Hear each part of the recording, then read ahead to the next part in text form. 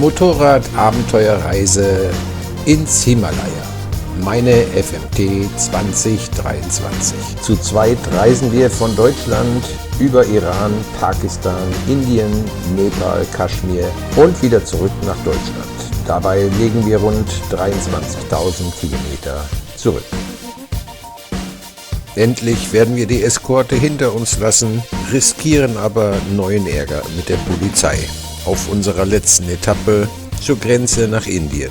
Hier in der Karte rot dargestellt.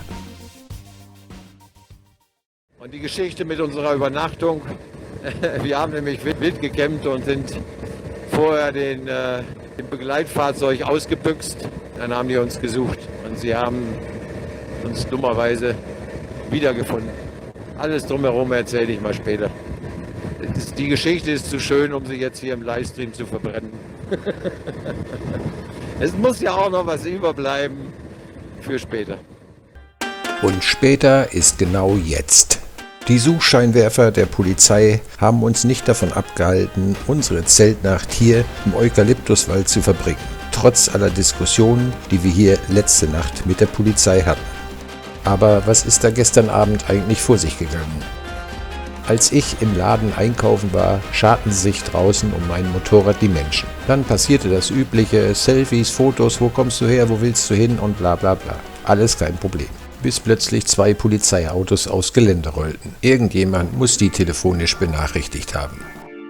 Ein ranghöherer Beamte mit 3 Sterne auf der Schulter wollte meine Papiere sehen und fragte gleich, wo der andere abgeblieben ist, also Heiko, und warum wir abgehauen werden. Man würde uns schon überall suchen. Ich sagte, wir wären nicht abgehauen, sondern haben uns lediglich einen Platz für eine Pause gesucht. Und dann ging das Gerangel los um einen Reisepass, den er behalten wollte, aber auch ich habe ihn wiederbekommen. Dann wollte er wissen, wo dieser Platz ist. Das konnte ich ihm natürlich nicht beschreiben. Ich habe gesagt, wir können dorthin fahren. Okay, sagt er, dann follow me. Ich sage, es wäre einfacher, wenn er mir folgen würde. Was er dann auch erstmal eingesehen hat. Auf der Straße meinte er dann aber, mich überholen zu müssen, obwohl ich ihn mit meinem Handzeichen davon abgeraten habe. Denn ich bin, kurz nach seinem Überholvorgang, links abgebogen zu unserem Plätzchen. Und damit war ich natürlich plötzlich in seinem Rückspiegel verschwunden. Ich sag zu Heiko, ich glaube, ich habe die Polizei mitgebracht. Und kaum hatte ich es ausgesprochen, kamen die Polizeiautos auch schon von der Straße zum Eukalyptuswald hinuntergefahren. Dann ging die Diskussion los. Die Polizei meint, es wäre zu gefährlich hier, wir können hier nicht übernachten. Wir haben gesagt, wir sind zu müde, wir können nicht weiterfahren, wir wollen hier schlafen. Diesen Standpunkt haben wir vehement vertreten, worauf dann die Polizei zum Schluss nachgegeben hat. Allein lassen wollte man uns nicht. Wir bekamen dann ungewollt Polizeischutz mit 3 Schichtwechsel.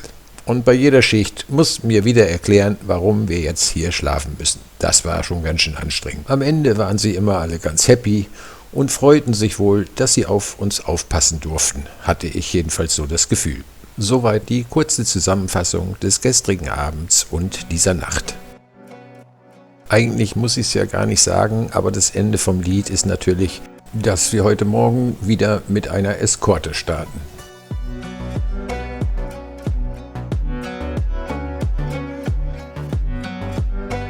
Wir fahren hier gerade über den Indus, Pakistans wichtigster Fluss. Mit 3180 Kilometern ist er der längste Fluss auf dem indischen Subkontinent. Unser Camp lag weniger als 2 Kilometer von hier an einem Überlaufbecken vom Indus. Wir haben gestern vor der Dunkelheit sogar noch da drin gebadet. Das Wasser war fast pipiwarm.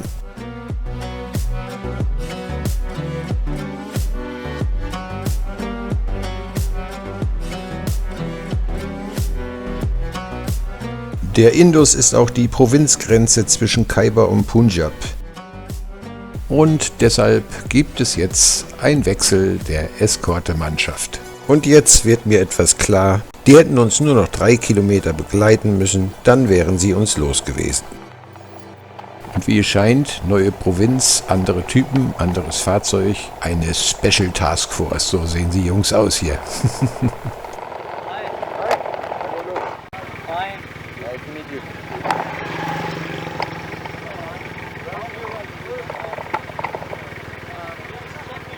Ihre Oberbekleidung ist bedruckt mit Elite Police Force. Dazu sind 2 Knarren und 4 Patronen darauf abgebildet. Auf den Rücken steht No Fear. Das müssen die Furchtlosen sein. Aber wir kommen gut mit ihnen zurecht.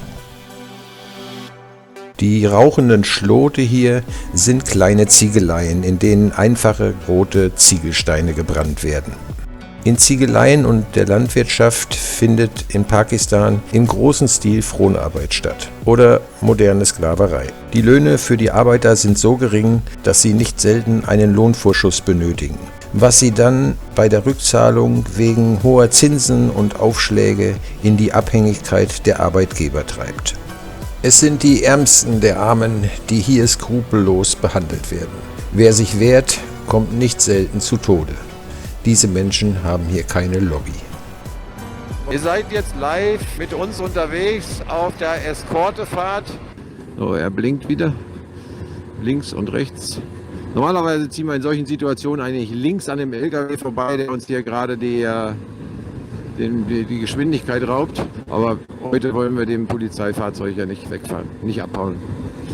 Das wäre jetzt gar kein Kunststück, dem hier auszubüchsen. Jetzt sind wir noch mal schön in der Stadt. Vielleicht ist es nochmal ganz interessant, das Treiben hier auf der Straße ist wirklich irre. Jetzt haben wir einen Kreisel hier. Mal gucken, er macht halt natürlich seine Sirene an. Das ist natürlich jetzt easy für uns hier durchzufahren. Da kennen sich 2 hier. Jaga, hi! Oh, jetzt ist hier Pause, okay? Mal gucken, was jetzt kommt. Oh, Heiko liegt. Scheiße. Oh, das sieht nicht gut aus. Warte, Heiko, komme. Warte, lass das liegen. Ich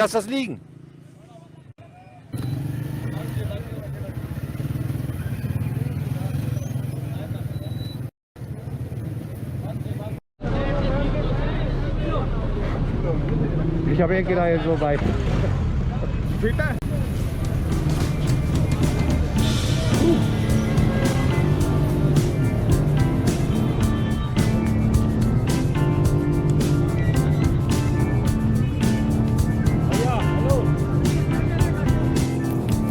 So, ihr seht, das war live. Wir wissen nicht, was in der nächsten Sekunde passiert. Ich weiß nicht, wie es zum Schutz gekommen ist.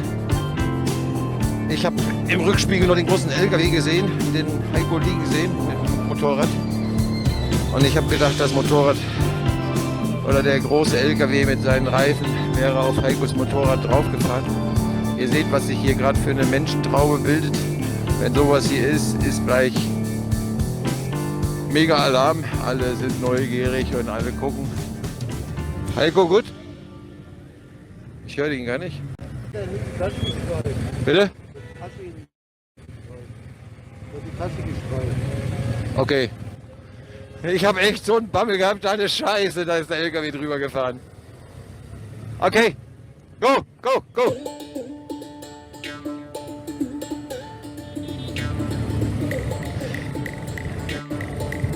Also, so wie Heiko es gerade gesagt hat, ist der LKW wohl irgendwie so dicht angefahren, dass er hinten die Tasche gestreift hat. Ja, kann es halt schnell dazu kommen, dass sie dies, solange wie es nur Umfaller sind, alles gut. Da wird es noch genügend von geben. Also ihr seht, live kann schon ganz schön spannend sein.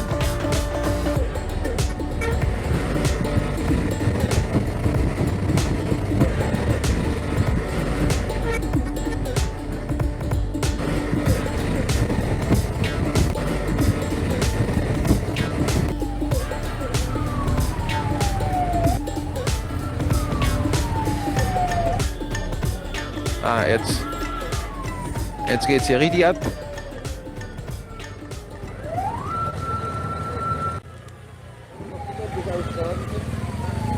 Ja, ist alles gut.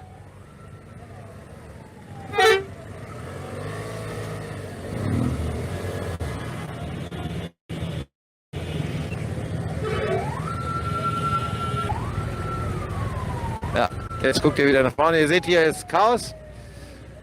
Polizei versucht jetzt hier uns so schnell wie möglich rauszubringen aus dieser Menschenmenge, weil das macht die nervös, weil die dann die Situation für unsere Security oder für unser Safety nicht mehr ordentlich unter Kontrolle haben, obwohl wir überhaupt nicht das Gefühl haben, dass wir irgendwie bedroht werden oder bedroht sein könnten.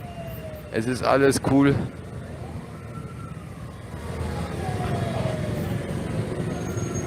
Und irgendwo sind wahrscheinlich vorne 2 LKWs in einer Position, dass sie sich nicht begegnen können und dadurch hier den ganzen Verkehr blockieren. Was auch nicht ungewöhnlich ist für die hiesigen Verkehrsverhältnisse.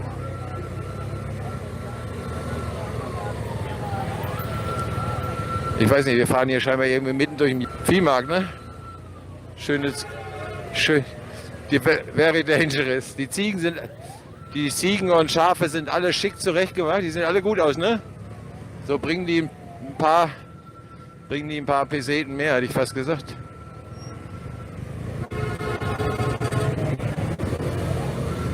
Ihr seht hier vorne die Jungs mit ihren Maschinengewehren, das sind keine Kalaschnikows. Heiko sagt AK-57, ich bin da nicht so bewandert, was Waffen angeht. Die Straße steht voller Menschen, es ist sozusagen der Marktplatz. Unser Führungsfahrzeug schaufelt uns eine Gasse frei zum Durchfahren. Wahnsinn. Das ist jetzt aber auch ein Erlebnis, oder? Wären wir hier durchgekommen, wenn wir die Polizei nicht dabei hätten? Ja? Also wären wir ja auch stressig geworden.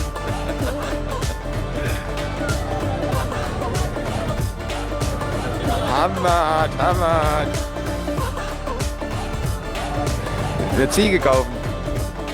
Dann hätten wir das Publikum ganz bestimmt auf unserer Seite. Ich möchte nicht wissen, was für eine Menschentraube sich dann ansammeln würde. Ja. Aber du hattest eben schon Zuschauer genug. Ohne Eskorte hätten wir ganz bestimmt hier jetzt einen Stopp eingelegt. Nee, ich meine doch eben nur, hast du gesehen, wie schnell die Leute da standen, rucki-zucki 100 Leute drumherum, ne? Coole Sache. Könnten wir mal fragen, was eine Ziege kostet? Ja, wäre ja mal interessant zu wissen, sowas. Kriegt man alles nicht mit. Das bleibt eben ein bisschen auf der Strecke. Das ist schade. Wir haben uns gerade dazu gedrängelt, wir sollen faster fahren, also schneller gemacht und sind dann langsam gefahren. Und sonst fahren die uns immer zu langsam. Heute Morgen habe ich dem gesagt, when you drive fast, we follow you. If you drive slow, you follow us. Daraufhin wollten sie vorsichtshalber unsere Pässe einkassieren, damit wir nicht abhauen, weil mittlerweile sind wir wohl bekannt, beiden Deutschen mit dem Motorrad sind die ständig der Eskorte ausbüchsen. Es wäre jetzt mal Zeit für ein kleines Frühstück. Ja, wenn wir irgendwo anhalten wollen, müssen wir das machen. Wir könnten denen natürlich auch ein Handzeichen geben, machen schade. Dann werden wir mal die Augen aufhalten und gucken, ob es irgendwo am Straßenrand was gibt. Da vorne rechts könnte was sein. Siehst du das? Hier rechts, da kann man noch bestimmen. Ja, komm, da kann man frühstücken. Da fahren wir jetzt hin. Ja, das ist uns scheißegal. Ja, ne? Sitzen wir im Schatten. Oh, die werden schon umdrehen. Ach, kommen schon. We need breakfast. Breakfast. No, very dangerous place, but I Chai, come with me. No, you make it. You make it. Ihr seht jetzt, dass die unheimlich freundlich sind alle. Es ist ja in keinster Weise eine stressige Situation für uns, wo wir Streit mit der Polizei bekommen oder sowas. Wir laden die Polizisten jetzt zum Tee ein. Haben wir da schon Wasser kaltes? Oder was? Wollen wir was trinken? Ja, komm. We Germans drink 6 Liter water per day here. 6 Liter. In Pakistan? Sit down. 2 days. Because you make us moving through Pakistan. So it's just a transit for us. We must force you to stop so we can enjoy your country. So, wir gehen mal in die Küche. Security steht gleich mit auf. Ich will bloß keinen Meter alleine gehen. Und hier gucken wir in die... Was ist das? Pansen. Pansen, okay. Nichts für meinen Magen. Also Pansen ist nicht mein Ding. Wir gehen weiter Salat ist gefährlich. Dal? Masala? No, chicken. Chicken meat.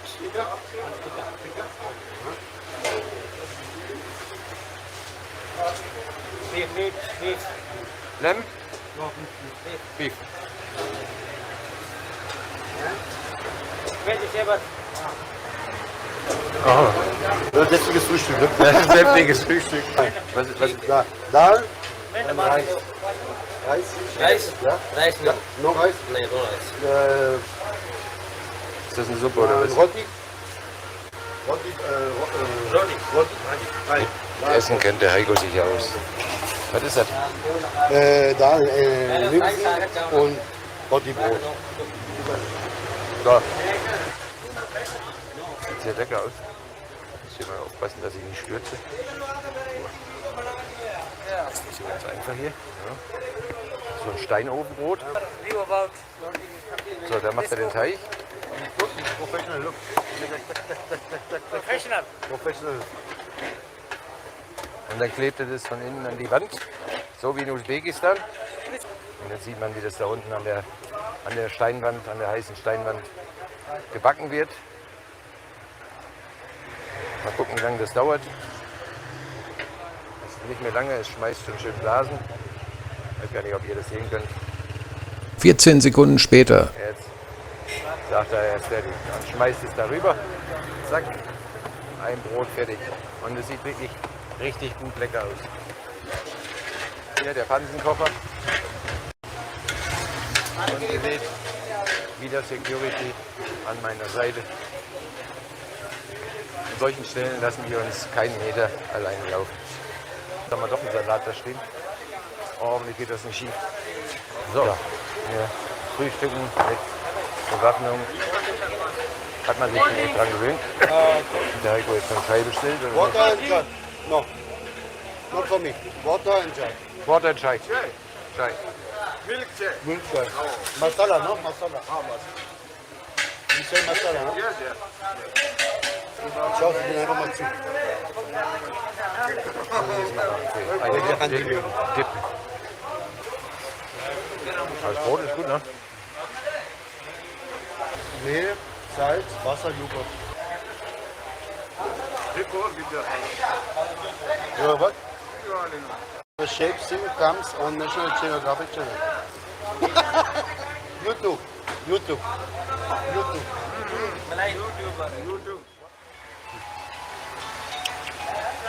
Nicht laut.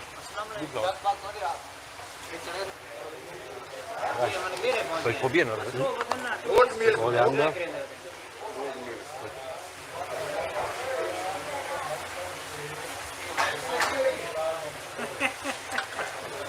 Auch gut, ne? Also, das Essen ist sehr lecker. Egal, was hier auf dem Tisch steht, schmeckt alles gut. My name is Heiko and his name is Rolf. Rolf? Rolf. My name is Heiko. Heiko? Rolf. Yours? Nein. His channel, the name is Rolf Feldmann. And you get... What food is better? Pakistani food or Indian food? What is better food? Pakistani or India? Pakistani. Das haben wir auch klar. Pakistan. Aber ich glaube auch nicht, dass das Essen so schwer ist im Bauch. Die Linsen machen noch ein bisschen Luft.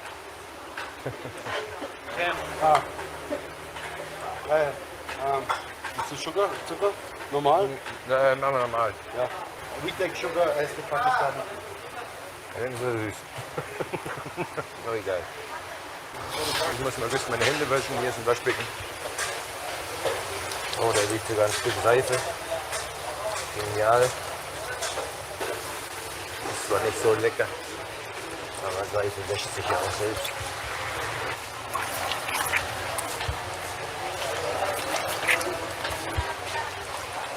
So, da fühlt man sich gleich ein bisschen besser.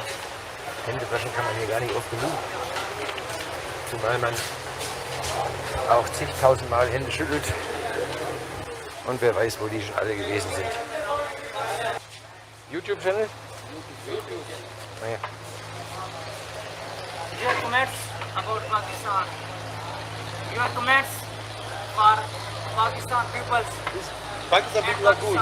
Pakistan people are good. Very, very hard bomb. Even you. Because you are our guest. No, you are my guest today. Ich kriege jetzt, Yes, you kriege are jetzt my einen guest. Abonnenten mehr. Subscribe.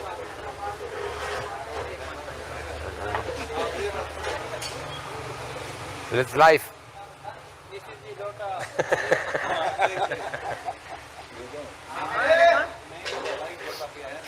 Haben wir diesen leckeren Tee, den wir gestern auch im Eukalyptuswald von zwei Pakistanis haben uns dazu einladen lassen.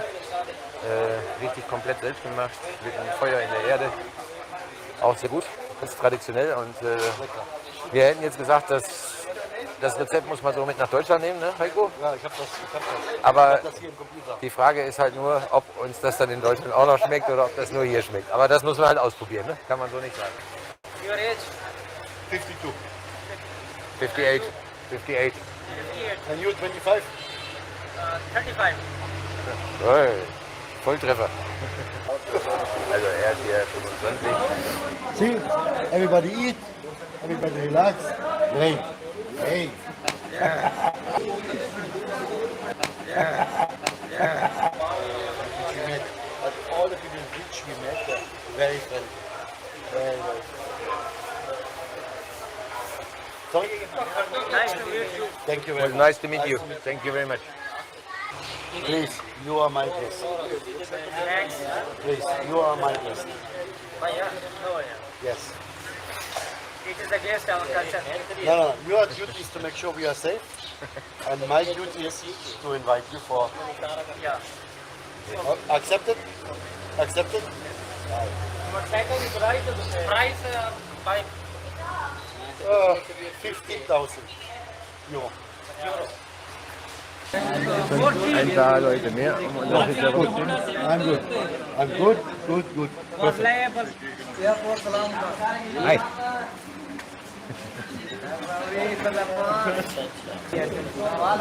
बेटा ले लो इतने नाल वैसे ये तो डरबल लगा वैसे इसे ले जाओ Komm, ich habe jetzt noch zwei. Let's tell your I have one more. I give you. Ja? Okay? Da kommt noch eine. Da gehen noch zwei los. Ich muss jetzt ganz dicker holen. Wait. Immer auch ein ganz schönes Geschenk. Man kann ja nicht viel flippen, aber so eine Kleinigkeit, da freuen die sich den schon drüber. Of course. एक और दे दो Bitte schön.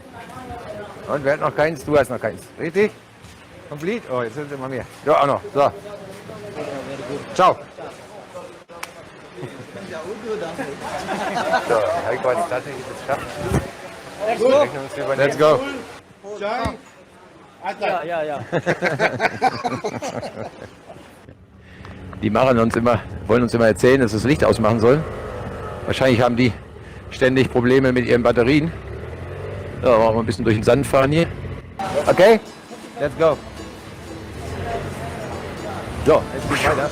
So, Karawane zieht weiter. No 4.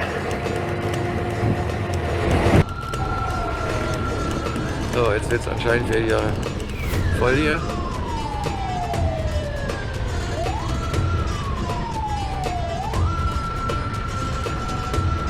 So Heiko, was hast du fürs Frühstück bezahlt? Das würde mich mal interessieren. 2036? 3036. Okay, das sind 10 Euro gut. 10, 11 Euro für das ganze Frühstück mit Chai und Wasser. Für alle Mann. Also, ihr seht, ins Restaurant gehen hier, pakistanisch essen ist keine kostspielige Angelegenheit und es war wirklich super, super lecker. Das ist jetzt nicht etwas so dahergeredet, nur weil es schön ist. Ob es mir in Deutschland genauso schmeckt wie hier, kann ich nicht sagen.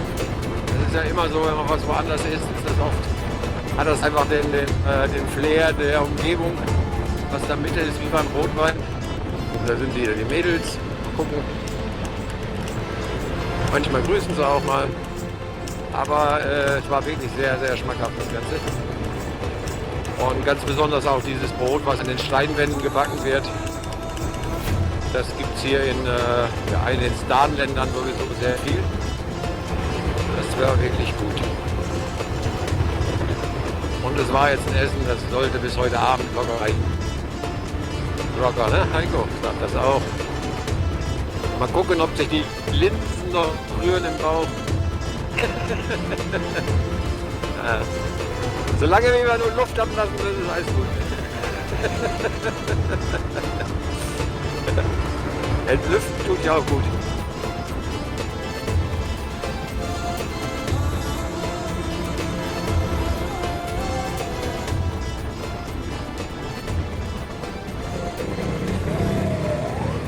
Und natürlich, wenn ihr links und rechts schaut, ein Alarm, dass alle gucken. Aber egal. Also durch so eine Stadt können wir auch gut alleine durchfahren. Das hier ist jetzt verkehrstechnisch ist das ja alles völlig relaxed heute.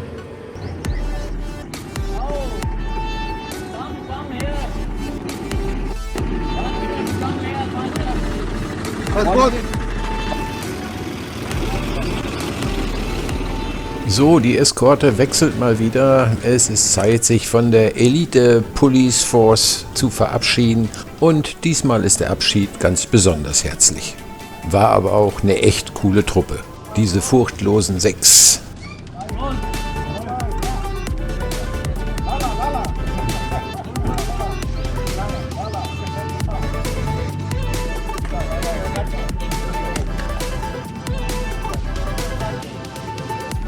Bevor wir starten, müssen wir die Neuen erstmal etwas instruieren, damit sie wissen, wie der Hase läuft.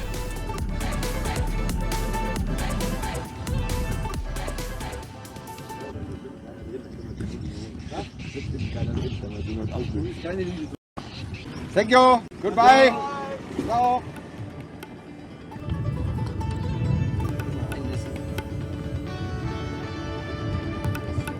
Neben trinkbarem Wasser haben wir meistens auch Wasser dabei, welches für uns nicht zum Trinken geeignet ist.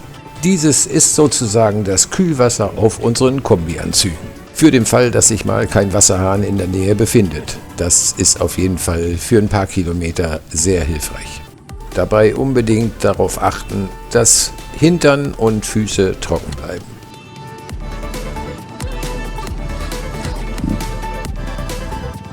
Go, go!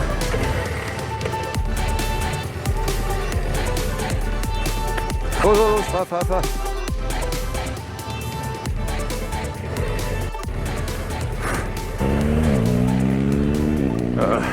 Die Sohle am Fahren. 100! Okay. Geil. Er hat mir ein Handzeichen gegeben. Gib mal Gas, Jungs. Er fährt hinterher. Ja, wenn man da so unverhofft rein ist, dann wird es schon ein bisschen brenzlig. Ah, es geht. Gewicht nach hinten, am Gas bleiben. Und wir sind in Wüstenland. Temperatur auf 38, jetzt 11:41 Uhr. Ja, das heißt, wir werden heute wieder deutlich über die 40 Grad kommen.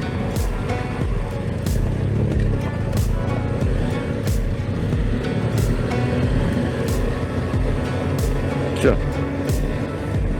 Das haben die Jungs gleich auch genutzt, um sich wieder vorzusetzen. Oh, sorry. Das ist, die Trockenheit ist extrem. Dabei jetzt noch reden. Mal gucken, wie lange das gut geht. Ich darf meinen Mund dabei nicht so weit aufmachen, weil dann zieht da auch noch Luft rein. Ich mache mal das Visier ganz zu, dann staut sich die Feuchtigkeit ein bisschen unter dem Helm und es wird nicht so trocken im Hals. Ja, das ist scheiße, wenn man nicht hinterher fährt. Kann man die Schlaglöcher nicht sehen. Oder sieht sie sehr spät.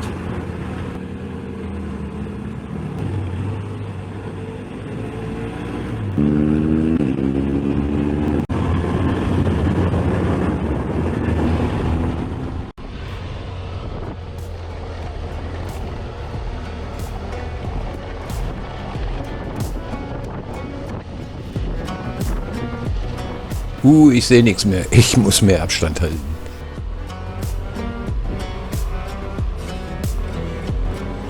Jetzt muss der sich hier auch noch mit Gewalt vordrängeln. Das kann doch nicht wahr sein. Und fährt dabei auf der Spur vom Gegenverkehr. Es ist alles unfassbar hier. Aber irgendwie scheint es immer zu gehen.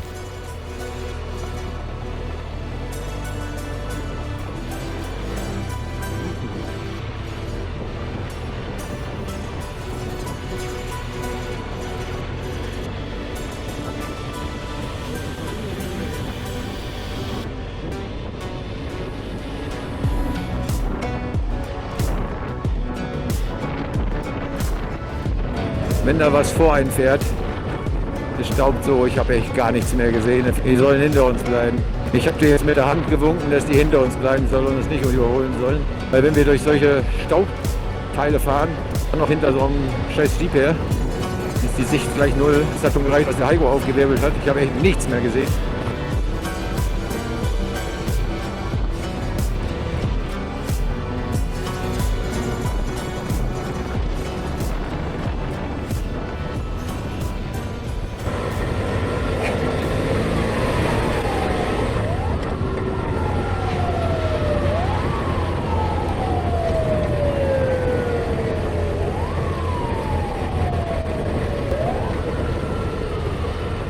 Mit der Sirene im Schlepptau hört es sich ein bisschen an, als wären wir hier im Einsatz von Manhattan.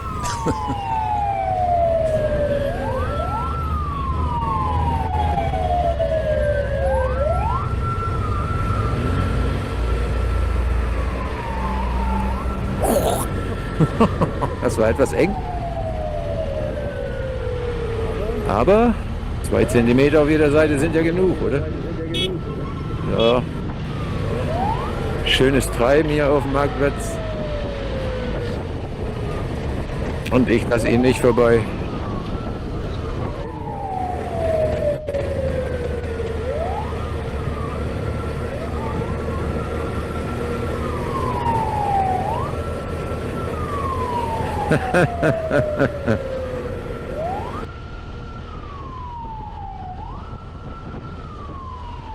Die Straße, die wir hier fahren, ist eine der Hauptstraßen nach Lahore.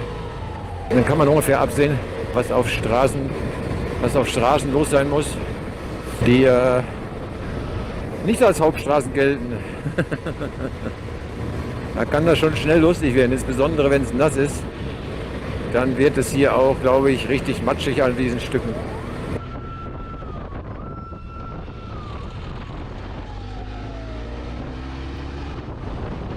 Dieser 1 Kilometer lange Staudamm am Chenab River sorgt dafür, dass die umliegenden Städte nicht überflutet werden. Der Chenab ist ein Nebenfluss des Indus, dessen Wasser wie bei den meisten Flüssen hier aus dem Himalaya stammt.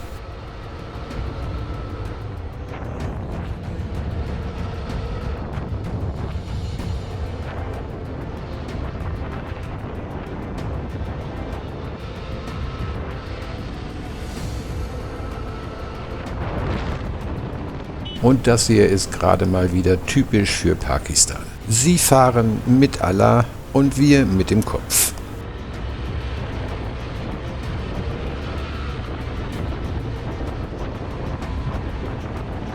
Bäume, Schatten, ein kleiner Kiosk. Zeit für eine kleine Pause.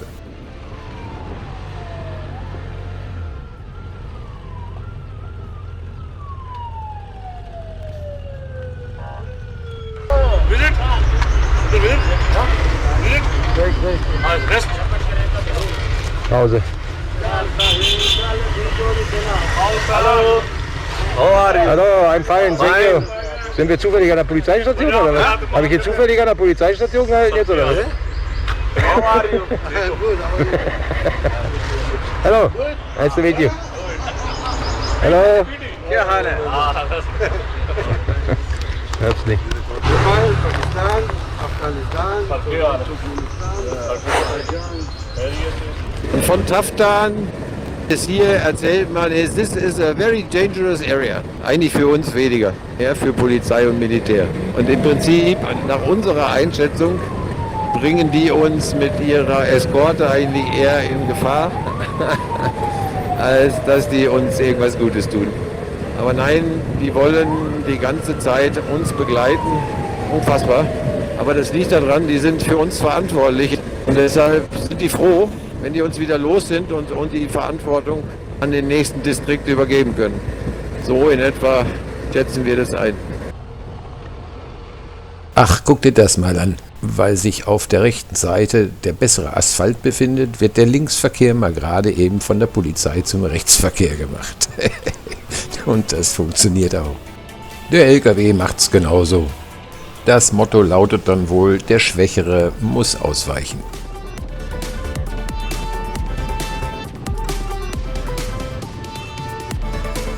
Nachdem wir jetzt mehrfach ausgebüxt sind, ist das natürlich auch bei den Posten rumgesprochen. Und dann spielen die jetzt immer mit den Gedanken, unsere Passports einzubehalten während der Eskorte, aber das machen wir nicht mit. Die wollen sicherstellen, dass uns hier nichts passiert. Und das machen die mit einem vollen Enthusiasmus. Vielleicht haben die auch Spaß daran, mit uns hier durchzufahren, aber sie müssen es. Wenn das nicht klappt, kriegen die mit Sicherheit, also wenn wir den ausbüchsen, kriegen die mit Sicherheit einen Arschtritt. Kann ich mir gut vorstellen. Wir haben trotz der Eskorte hier irgendwie auch mega Spaß. Es wird wahrscheinlich eins der Themen sein, von denen man später sehr viel erzählen wird. Es ist nicht so, dass die Polizisten hier streng mit uns sind. Ja, ernsthaft schon, aber auf der anderen Seite haben wir auch immer wieder schöne Gespräche, lustige Gespräche. Man muss sie halt immer erst ein bisschen zum Lachen überzeugen und dann ist es immer auch ganz witzig. Jedes Kapitel hat irgendwann ein Ende und dies war die letzte Eskorte, die uns hier in Pakistan begleitet. Wir sind frei. Damit das so bleibt, entscheiden wir uns jetzt über den Motorway nach Lahore zu fahren. So sollten wir morgen rechtzeitig am Wagah Border zu der etwas merkwürdigen Grenzzeremonie ankommen. Wir gehen davon aus, dass Motorräder von der Maut befreit sind und fahren an der Mautstelle vorbei. Niemand hat sich aufgeregt, nur ein bisschen verwundert geguckt hat man. Nach diesem ganzen Gewusel durch die pakistanischen Ortschaften tut es mal ganz gut, einfach mal so ein freies Stück Autobahn zu haben. Easy zu fahren, ohne dass man groß über entgegenkommende Mopeds und so weiter nachdenken muss. Folglich kommen wir auch schnell voran. Die ersten 50 Kilometer sind schnell gefahren, dann kommt ein Parkplatz am Motorway. Dort steht die Motorway Patrol und winkt uns heran. Nein, nix, wir fahren weiter. Heiko und ich sind uns sofort einig und wir tun so, als hätten wir nichts gesehen. Plötzlich fällt es mir wie Schuppen von den Augen. Ich weiß nämlich nicht genau, wo das ist. In irgendeinem Land darfst du mit Motorrad nicht auf die Autobahn fahren. Dieses Autobahnverbot für Motorräder gilt in Pakistan. Fuck. Lass uns Gas geben, gleich geht's von der M4 auf die M2, dann sind wir erstmal wieder safe. Shit. Noch eine Motorway Patrol will uns herauswinken. Wir machen es wie beim ersten Mal. Nix wie weg. Doch nach 130 Autobahnkilometern zwingen unsere Tankuhren uns an die nächste Tankstelle hier an der M2. Und ich ahne schon, dass das nicht gut geht. Beim Tanken fallen mir schon ein paar Leute auf, die mit ihren Handys telefonieren. Nachdem wir fertig sind mit Tanken, rollt auch schon die Motorway Patrol aufs Gelände. Jetzt heißt es dumm stellen und einen Schuldigen finden. Hi, how are you? Hey, how are you? Thank you. Fine.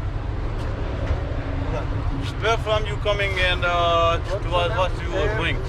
We come from Germany and going from Taftan, via Taftan to Lahore to India. Lahore to India. Where from you entered? Taftan. Taftan. Okay, brother, you are coming from Taftan and you join motorway M2 from Islamabad? No. From where? I can show you. I don't know the name. Before 10 kilometer, I trying to stop you, but Who? How? myself. I wanted you to stop here, but you disobey. That's the stop. I thought not me, maybe the car. I didn't know. Maybe it was not clear. Okay. Sorry. Let's see what. Okay, show me your passport. Sorry? Passport. ID, passport. Yeah, he said. I have to take a picture Oh yeah. because. Okay, obviously maybe we make a mistake. Have you seen any bike, a chichi, a rickshaw, etc. like this on motorway? Have you seen? Yeah, but there was You no both sign. was alone traveling. Wait. Oh, okay. brought us Okay. and then we go to the entrance. And the guy was looking at us and we say okay, and the guy say okay. So that's why we went on this. There is no mention about M2 motorway. You cannot allow to use motorway. Not like. Why would the police say, okay, you have permission to go? Who say? The police said to us, they brought Where? the police which is making the escort things. They told us... Not possible. Yeah, that is Because your authority letter is clearing stating that you are travel from Quetta to Islamabad. Not us. Werden wir eingesperrt, müssen wir Strafe bezahlen oder wie geht das Ganze hier aus? Die machen hier einen ganz schönen Riesenaufstand, weil wir uns anscheinend nicht an die geltenden Verkehrsregeln gehalten haben. Aber ich denke, wenn wir es ernst nehmen, wird es sich strafmildernd auswirken. Von unserer Geschichte bin ich inzwischen sogar selber überzeugt. Man muss es nur oft genug erzählen. May I ask you, what is the reason that a fast bike is not allowed to go to the highway? Es ist zu gefährlich, mit Motorrädern auf der Autobahn zu fahren. Und man möchte unser Leben schützen. F924. Okay. Please, how much cc? 800. 100? 800. 800. Both of these? No, this is 1,200. 1200. This is bigger than the car, man. ये है 800 और ये 1200 है. Komm Heiko, erzähl es nochmal. Okay, so now let me re-ask. So our tourist police, the last 4 days he was in convoy. Yes, checkpoint.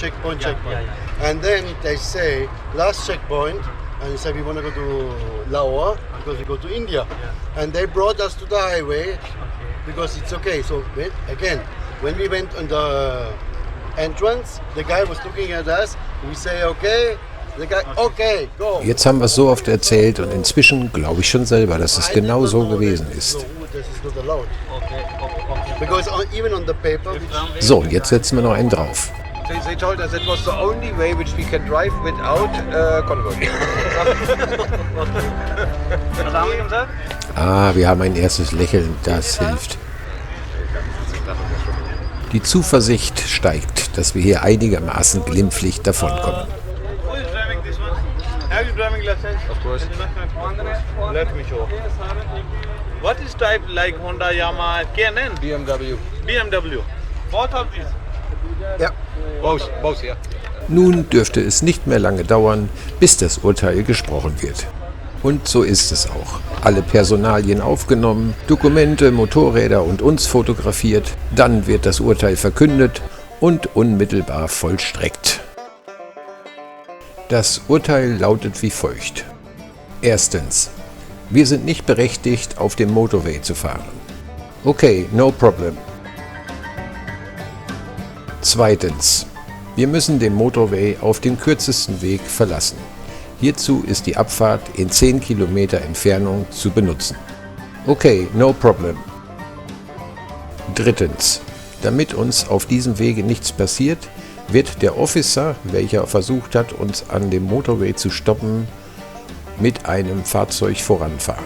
Also eine Eskorte. Och nee. Viertens. Mit einem Grinsen werden wir eindringlichst darauf hingewiesen, dass es uns nicht erlaubt ist, das Eskortefahrzeug zu überholen. Das auch noch. Oh nee. und so fahren die Helden in Richtung Indien mit der Motorway Patrol at Security. Your life matters to us. Das alles erhalten wir als kostenlosen Service von der Motorway Patrol Pakistan.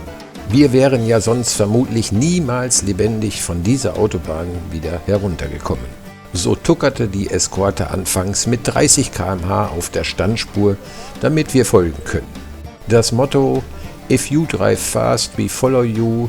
If you are slow, you follow us" halten wir aktuell für nicht angemessen. Als er dann merkte, dass unsere Motorräder scheinbar doch schneller laufen, hat er dann doch ein bisschen Gas gegeben. Und so gingen die 10 Kilometer dann auch irgendwann vorbei und wir verlassen den Motorway M2 an dieser Ausfahrt. Vielen Dank für diesen kostenlosen Service. Kaum sind wir wieder auf diesen fisseligen kleinen Straßen unterwegs, fühlen wir uns auch schon viel sicherer als auf der Autobahn. Denn hier scheint es auch keine Gesetze zu geben, gegen die man verstoßen könnte.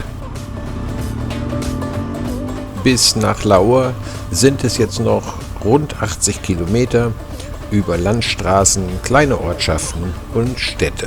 Bei uns zu Hause würde man sagen, genau das Richtige, um entspannt mit dem Motorrad herumzufahren. Oh, hier sammelt sich schon wieder der Müll an der Straße. Das deutet schon darauf hin, dass die größeren Städte näher kommen.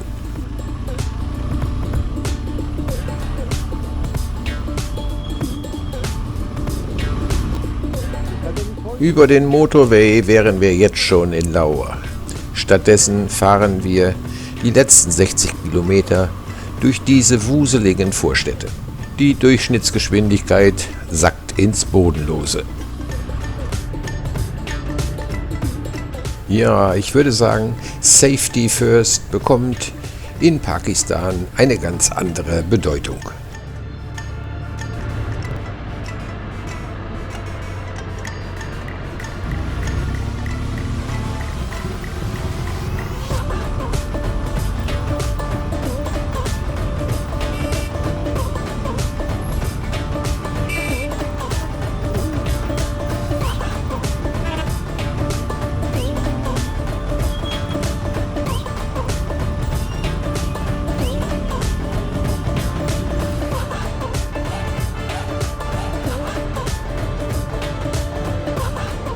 Ups, da hängt hinten ja noch ein Fahrrad drauf. Das hätte ich beinahe übersehen.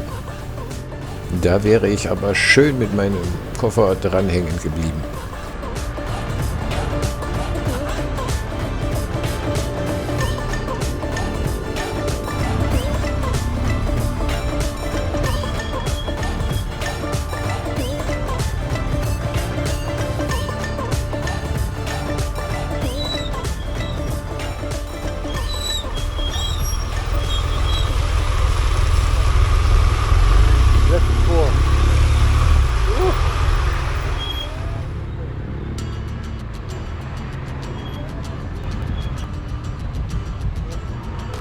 Ja, diese Busse, die sehen schon krass aus. Es ist wohl das Ergebnis ihrer rücksichtslosen Fahrweise. Wer nicht aus dem Weg geht, wird gnadenlos abgeräumt.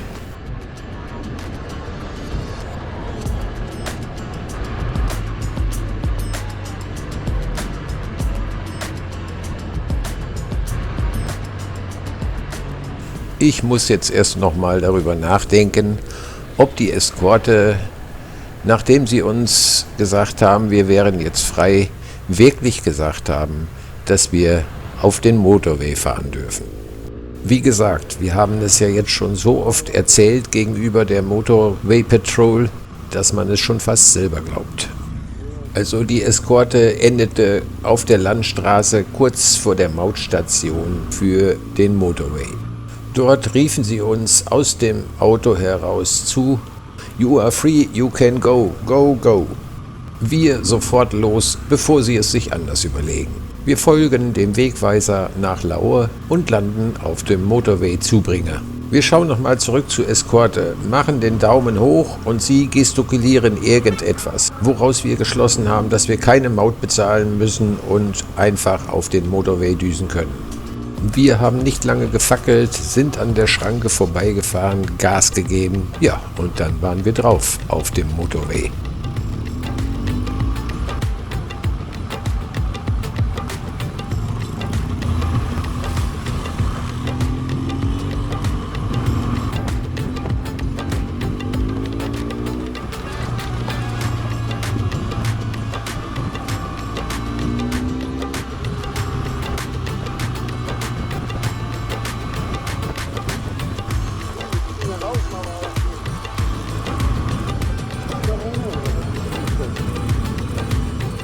Immerhin sind wir jetzt schon mal in Chaikupura, der letzten größeren Stadt vor Lahore.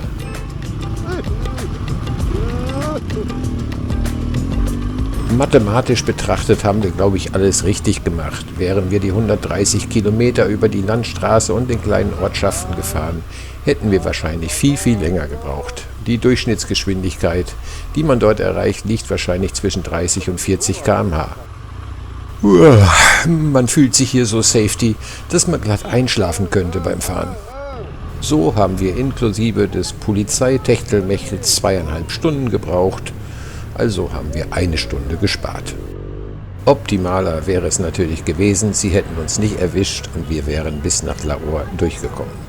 Hätten wir nur nicht tanken müssen, dann hätte es vielleicht funktioniert.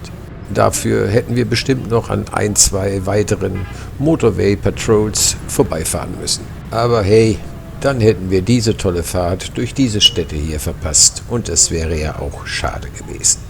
Und wie man sieht, klappt das alles auch ganz gut, ohne eine Sirene im Schlepptau oder voran.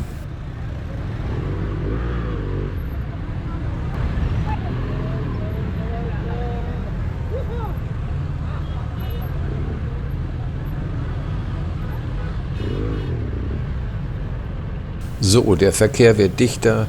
Wir bewegen uns auf das Stadtzentrum zu von Chaikupura. Und im Zentrum gibt es natürlich einen schönen Kreisverkehr. Diese finde ich immer wieder ganz besonders interessant.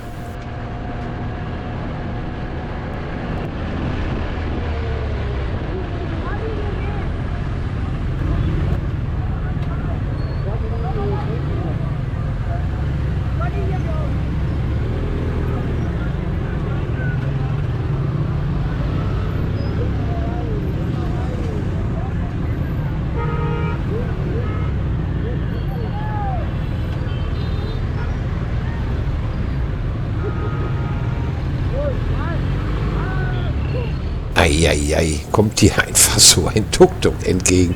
Das kann doch nicht wahr sein. Also du musst hier echt mit allem rechnen.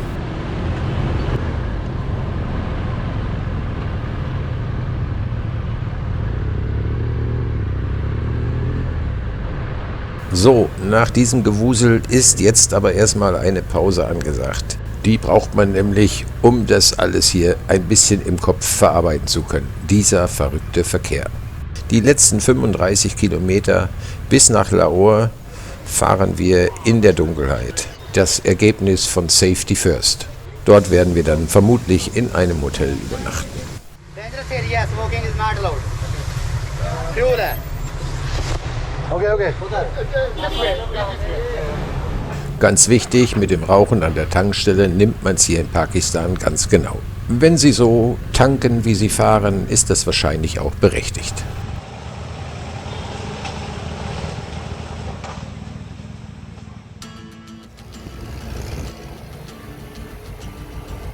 Es ist schon nach 21 Uhr und wir erreichen endlich Lahore, die zweitgrößte Stadt Pakistans nach Karachi und Hauptstadt der Provinz Punjab. Hier leben über 13 Millionen Menschen. Entsprechend interessant dürfte auch hier der Stadtverkehr sein.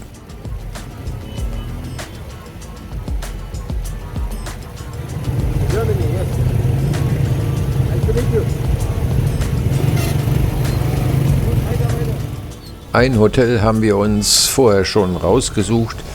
Es liegt ziemlich nah am Stadtzentrum. Je weiter wir ins Innere der Stadt vorrücken, wird das Treiben an der Straße umso reger.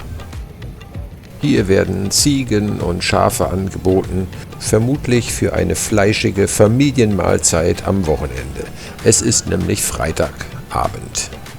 Wenngleich die Straßen auch ziemlich voll erscheinen, glaube ich, dass wir hier aktuell nur einen Bruchteil dessen sehen, was zu den Stoßzeiten hier los ist. Mehr brauchen wir heute Abend auch nicht. Wir sind froh, dass wir einigermaßen gut vorankommen. Zum Filmen mit Kameras haben wir schon keine Lust mehr, die Akkus sind leer, die Speicher sind voll. Wir wollen nur noch ins Hotel, deshalb läuft hier nur nebenbei eine Handyaufnahme zur Dokumentation dessen, was wir hier erleben.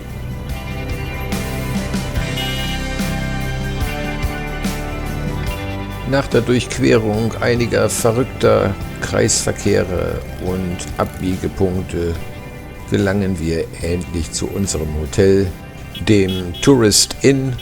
Hier können wir unsere Motorräder sicher in der Tiefgarage parken. Wenn das Hotel so ist, wie es die Bilder versprochen haben, dann sollten wir hier nun eine erholsame Nacht verbringen können. Guten Morgen aus Lauer. Bevor es wieder losgeht, schaue ich vom Hotel einmal kurz um die Ecke. Mal gucken, wie es hier so aussieht. Ach, ich könnte doch gleich mal einen Livestream schalten, während wir hier Lauer verlassen. Technisch bedingt ist dann zwar die Bild- und Tonqualität stark eingeschränkt, aber dafür ist es live authentisch und ziemlich einzigartig. Unsere Motorräder stehen in der Tiefgarage. Hier ist auch ein Notstromaggregat, das braucht man hier wegen regelmäßiger Stromausfälle. Die professionelle Verdrahtung sorgt bei Stromausfall für die optimale Stromverteilung. Ich weiß noch nicht, ob wir nach links oder nach rechts müssen. Aber ich glaube, wir fahren mal nach links raus.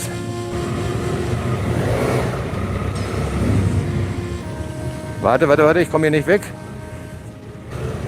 Fahren wir doch nach rechts raus.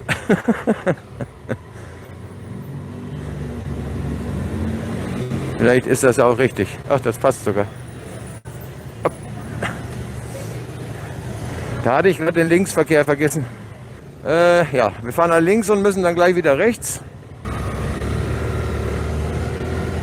Dann geht's los. Ich wusste gar nicht, dass auf dieser Straße auch noch Gegenverkehr kommt. So. Bisschen Schutz suchen. Ja, dann fahr da mal rein. Würdest du mir einen großen Gefallen tun? Und noch das Headset einschalten, damit ich mit dem Heiko kommunizieren kann. Jetzt müsste es gleich gehen. Jo, da bist du ja. Moin Heiko. Geradeaus geht's für uns.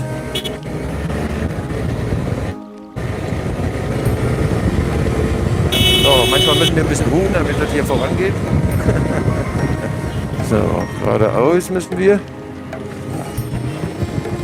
So, wir sind in Lahore, unsere letzte Stadt auf diesem Streckenabschnitt in Pakistan.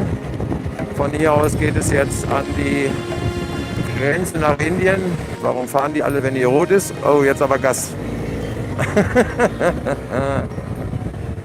Die fahren nochmal alle, wenn rot ist. Okay, also machen wir es nochmal. Im Protection eines Autos geht das immer. So, fahr. So, wir müssen uns da vorne ein bisschen links halten nach den Rechtsknick. Oh, jetzt muss man hier ein bisschen Gas geben. Also es ist eigentlich relativ wenig Verkehr hier. Gestern Abend hatten wir etwas spannendere Situationen. Jetzt fährt es sich ja recht entspannt hier. So, und da müssen wir jetzt ganz links rüberziehen. Ja, ich glaube, das sieht ganz gut aus, wie ich es gemacht habe. Oh, hätten wir hier schon links reingemusst, ne? Ja, sicher. Kommst du noch zurückschieben? Nee, ne? Fahr mal rum. Müssen wir doch gar nicht auf die Ampel warten. Ist ja viel praktischer so. Oh, ich hoffe, das ist richtig. Ja, ich glaube schon. Also hier in Pakistan wird alles transportiert. Auf jeglichem Verkehrsmittel. Da wird ein Schaf auf dem Mofa transportiert. Das ist alles kein Problem. Geht hier alles.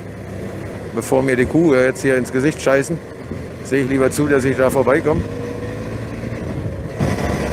Oh, ich habe mir, glaube ich, einen ganz guten Ausweg hier gesucht. Da finden wir noch eine kleine Lücke. So, ein bisschen das Visier zu machen. Es kommt schon wieder heiße Luft rein. Es ist hier 11:46 Uhr und wir haben 39 Grad. Noch halbwegs entspannt. Die Luftfeuchtigkeit ist noch nicht so hoch. Das heißt, das geht noch. Wo will er hin? Eigentlich darf man gar nicht in seinen Rückspiegel gucken, weil die haben auch alle keinen und das geht ohne hier.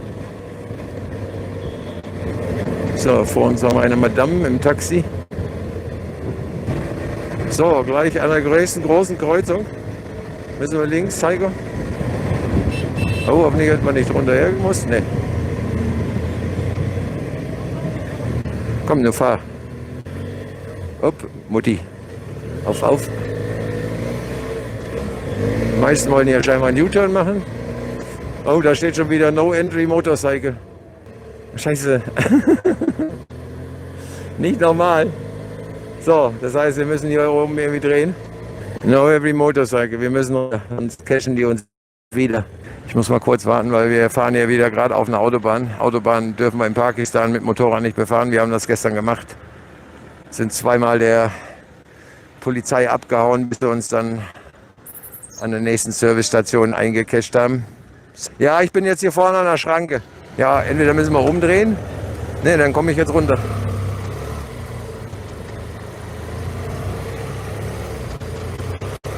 Oh, scheiße. Lass mich mal Güst hier vorbei. Es ist jetzt nicht so einfach, hier runter zu fahren, muss ich sagen. Aber ich glaube, ich muss es auch auf dieser Seite machen. Wo stehst du da unten unter der Büsche? Okay. Kriege ich auch noch ein bisschen Schatten? Ne, ich weiß schon, wie wir es machen. Wir sind von da gekommen, ne? Das heißt, wir müssen bis dahin zurück und müssen irgendwie gucken, dass wir dann nach links wieder wegkommen. Das sollte uns eigentlich gelingen. So, ich sitze wieder im Helm. Heiko erklärt wieder unsere Route. Zum 100.000. Mal. Es macht das immer noch mit vollem Enthusiasmus. Wir müssen uns sputen, weil um 16 Uhr macht die Grenze zu. Ja, wenn um 16:15 Uhr die Zeremonie ist, gehe ich davon aus, dass um 16 Uhr die Grenze dicht ist. So, bye. Oh, wo willst du hin? Nein, hier durch. Hier, an dem Esel vorbei. Wir fahren zwar dann gegen den Strom, aber das ist ja hier in Pakistan wurscht. Hier sind wir im Flow. Jetzt hupen wir ein paar Mal und sind durch. Ist das geil. So, nochmal gucken. So. Ja, ich bin da links abgebogen. Ja, warte. Ich fahre jetzt nicht schnell, ich fahre jetzt langsam, bis du kommst. Ich halte hier vom Esel. Und du musst unter der Brücke durch. Unter der Brücke durch. Immer weiter. Ah, da bist du. Jetzt sehe ich auch. Gut. Hier lauter spielende Kinder und Eltern schwimmen in dem sandigen Fluss. Müll schwimmt da auch drin. Naja, ich weiß nicht. Er fährt einfach hier gegen die Richtung. Alles erlaubt hier. Nichts ist verboten.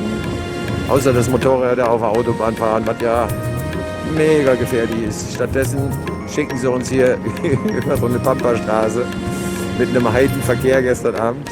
Sollst du nicht mit Warnblinkanlage fahren, sollst Gas geben.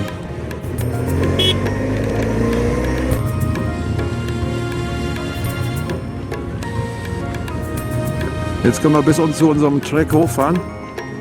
Ich hoffe, dass unser Track befahrbar ist, aber das glaube ich. Das ist hier voll die Nebenstraße. Gucken wir, gleich komme ich vorbei hier. Los, mach dein Auto da weg, dann komme ich da vorbei. Idiot.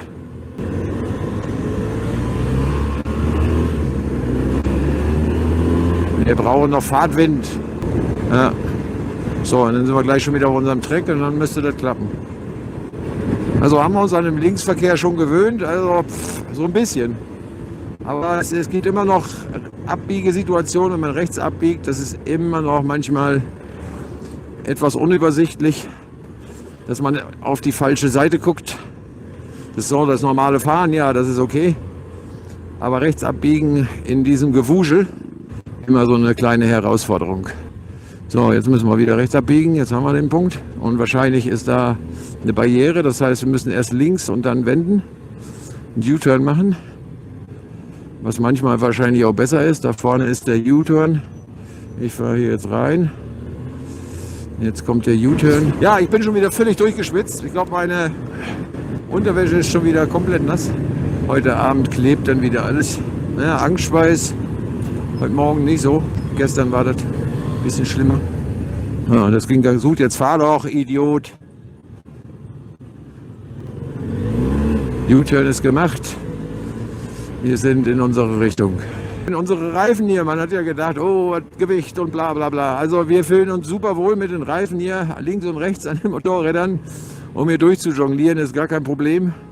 Stört kein bisschen. Ich glaube eher, wir werden sie morgen wahrscheinlich umziehen lassen, die Reifen. Auch wenn das Profil von den anderen noch gut ist, aber wir haben es ja schon mehrfach erklärt, warum. Wenn das passiert ist, fühlen wir uns wahrscheinlich völlig nackig, weil das so gut funktioniert hat mit den Reifen vorne. Also absolut kein Problem. Jegliche Bedenken, die man dort hatte, waren völlig umsonst. Es wird wieder enger und langsam, da vorne ist gleich dicht. Ja Leute, das wird an der spannendsten Situation wird der Live-Chat wahrscheinlich abbrechen. Ja, da hatte das Handy die Grätsche gemacht. Sonneneinstrahlung, Hitze und Laden bei Livestream war einfach zu viel. Inzwischen sind wir schon wenige Meter vorm Wagah-Border. Rechtzeitig zur täglichen Zeremonie, bei der die Grenzschließung und Einholung der Landesfahne in einen Wettbewerb zwischen Indien und Pakistan gefeiert wird. Dann folgt die erste Kontrolle, um in den Grenzbereich einfahren zu dürfen.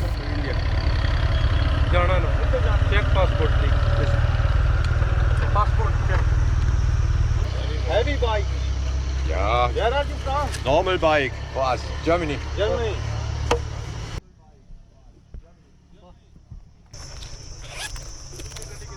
Passport und Visa oder nicht Passport? Du brauchst sowieso das ganze Pamphlet.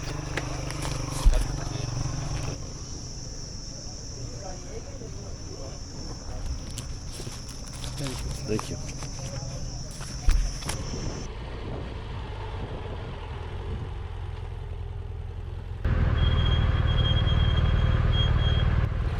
Bei uns auch mit dem Spiegel untergucken.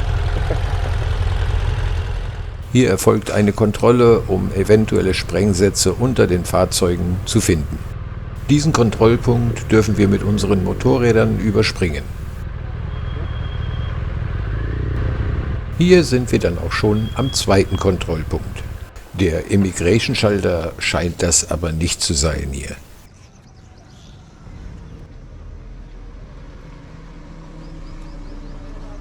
Mit Papieren geht es an den Schalter. Es wird darin rumgeblättert und fotografiert und damit erhalten wir die Erlaubnis für die Anfahrt des nächsten Kontrollpunkts.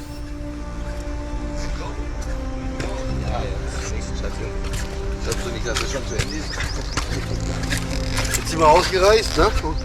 Oder? Überhaupt nur, dass wir hier rauffahren dürfen. Bis unsere Ausreise aus Pakistan erfolgt ist, soll noch rund eine Stunde vergehen.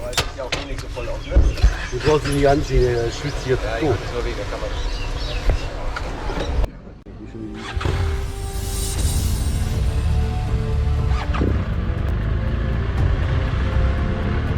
Bei Stillstand oder langsamer Fahrt ist diese Hitze und Sonneneinstrahlung für die Handys eine absolute Tortur. So, hier ist schon das Stadion der Parade. Aber wie geht's denn jetzt hier raus? Fahren wir jetzt einfach davor oder was?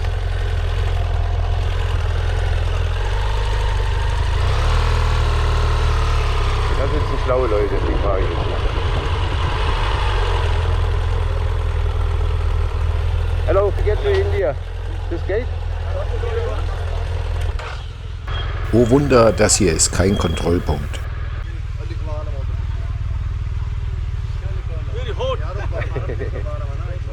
Die Soldaten sind hier wohl nur wegen dem Schatten und der Getränke, die es hier gibt. And the documents, Canadian Passage and so on? In immigration custom. Inside there? Yeah. Okay. Okay, go. Okay. Then left. On the left side.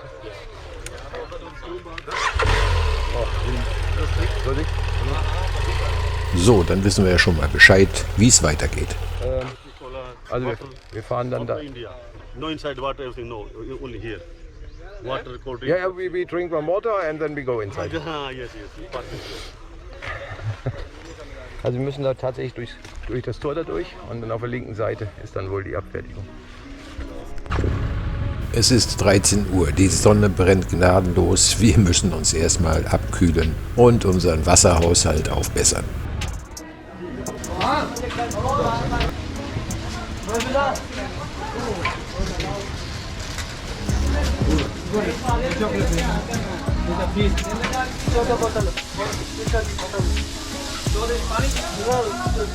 Nach einem Liter Wasser, 2 Tassen Kaffee und einem Eis geht's nun zum Immigration Office.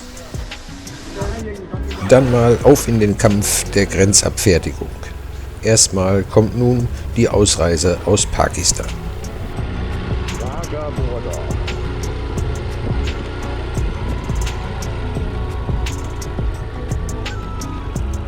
Irgendeiner, der was von mir will hier.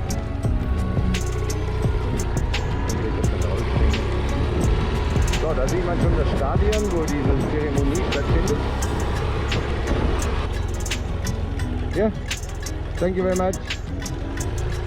Das müsste dann das Immigration Office sein. So, hier passiert irgendwas. Das weiß ich noch nicht.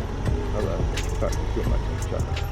Mit allen Papieren geht es ab ins klimatisierte Gebäude. Die Bearbeitung dauert rund 3/4 Stunde. Nicht, weil hier so viel los ist, sondern weil einfach niemand da ist, der sich mit der Grenzabfertigung beschäftigen will. Ganz wichtig in diesen Ländern nach der Grenzabfertigung den Reisepass checken, ob der Ausreisestempel drin ist und das CDP, also Carnet de Passage, überprüfen, ob es korrekt ausgefüllt wurde. Das kann sonst teuer werden. Na, das sieht aus, als würde hier wieder einer was kontrollieren wollen. Das wäre dann Kontrollpunkt Nummer 4. Also mit der Einrichtung unnützer Kontroll- und Checkpoints kennt man sich hier in Pakistan besonders gut aus.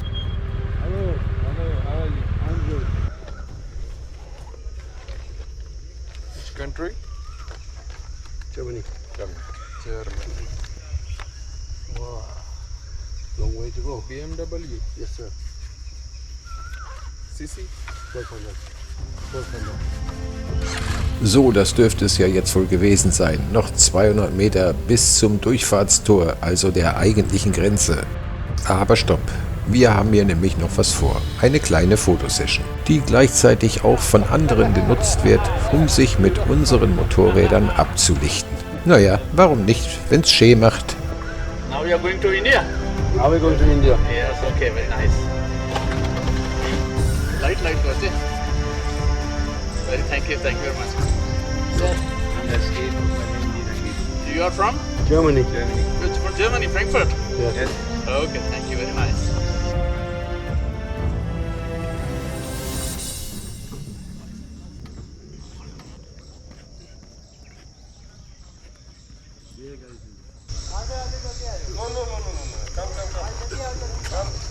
This motorcycle, come, bike.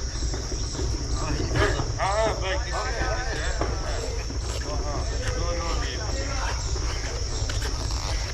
Come this place. But then we don't see India. India to back. So ein bisschen, dass wir so in der Mitte den weißen Strich haben. Dass der Soldat uns beim Fotomachen helfen will, ist nicht ganz uneigennützig. Alidra. 1 minute, please. 1 minute, please. Das erste Foto macht er von sich selbst. So bekommt man eine Vorstellung davon, warum hier alles etwas länger dauert. Würden wir wirklich 500 Rupie pro Foto bekommen, würden wir mit mehr Geld nach Hause gehen, als womit wir gekommen sind.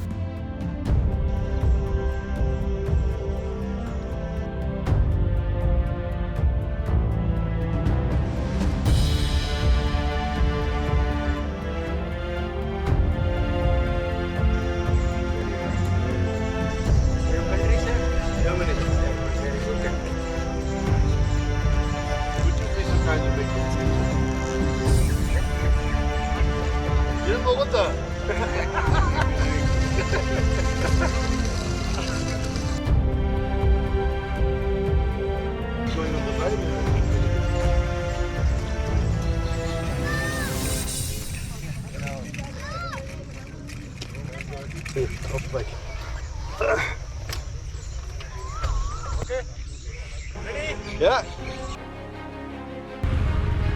So, jetzt aber auf nach Indien.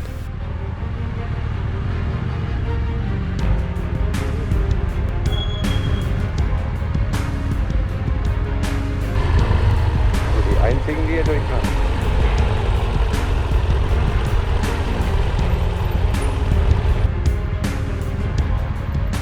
Okay, das dürfte dann wahrscheinlich Checkpunkt Nummer 5 werden, bevor wir hier ausreisen. Hello. Fine, thank you. Passport? Passport check.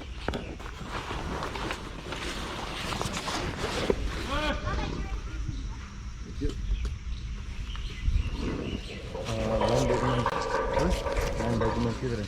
Back document. Kanil Bazar? Document.